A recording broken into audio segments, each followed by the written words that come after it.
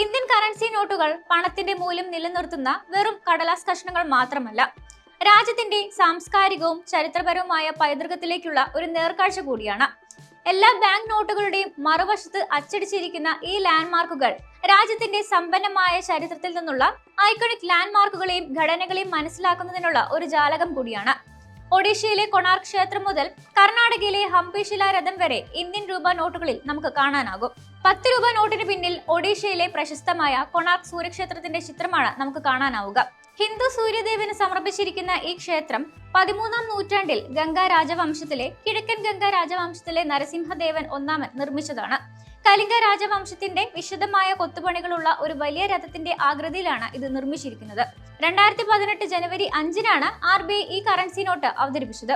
20 രൂപ നോട്ടിന് പിന്നിൽ മഹാരാഷ്ട്രയിലെ എല്ലോറോ ഗുഹകളുടെ ചിത്രമാണുള്ളത്. ലോകത്തിലെ ഏറ്റവും വലിയ പാറയിൽ കൊത്തിയ ഗുഹാ സമുച്ചയങ്ങളിൽ ഒന്നാണിത്. രാഷ്ട്രകൂട രാജവംശത്തിലെ കൃഷ്ണ ഒന്നാമൻ രാജാവ് 8-ാം നൂറ്റാണ്ടിൽ നിർമ്മിച്ച ഈ പുരാതന സമുച്ചയത്തിൽ ഹിന്ദു, ബുദ്ധ, ജൈന കലാസൃഷ്ടികളുണ്ട്.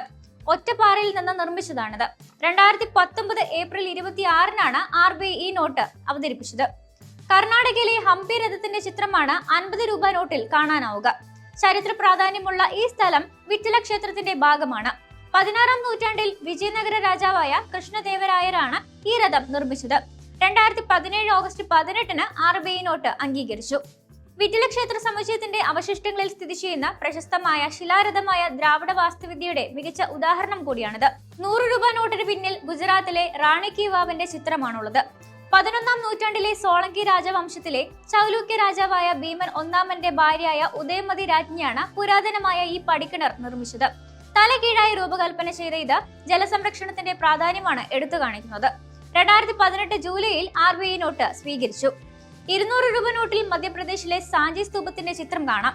ഇന്ത്യയിലെ ഏറ്റവും പഴക്കം ചെന്ന ബുദ്ധമത സ്മാരകങ്ങളിൽ ഒന്നായ ഈ സ്തൂപം BC 3-ാം നൂറ്റാണ്ടിൽ മൗര്യ ചക്രവർത്തിയായ അശോകനാണ് നിർമ്മിച്ചത്. ഇത് 2017 ഓഗസ്റ്റ് 25-ന് RBI അവതരിപ്പിച്ചു. 500 രൂപ നോട്ടിന് പിന്നിൽ ഡൽഹിയിലെ ചെങ്കോട്ടയുടെ ചിത്രമാണുള്ളത്. 17-ാം നൂറ്റാണ്ടിൽ മുഗൾ ചക്രവർത്തി ഷാജഹാനാണ് ഇത് നിർമ്മിച്ചത്. ലാൽ ഖില എന്നും അറിയപ്പെടുന്ന ഈ സ്മാരകം മുഗൾ ചക്രവർത്തിമാരുടെ പ്രാഥമിക വസതിയായിരുന്നു.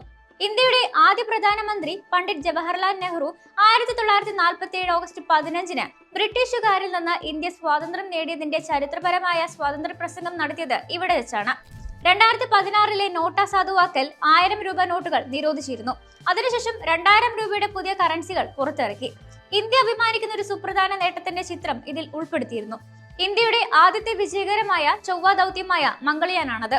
സ്വതന്ത്ര ഇന്ത്യയിൽ പുറത്തിറക്കിയ ബാങ്ക് നോട്ടിൽ ആലേഖനം ചെയ്ത ആദ്യത്തെ ശില്പചിഹ്നമായിരുന്നു അശോക സ്തംഭം.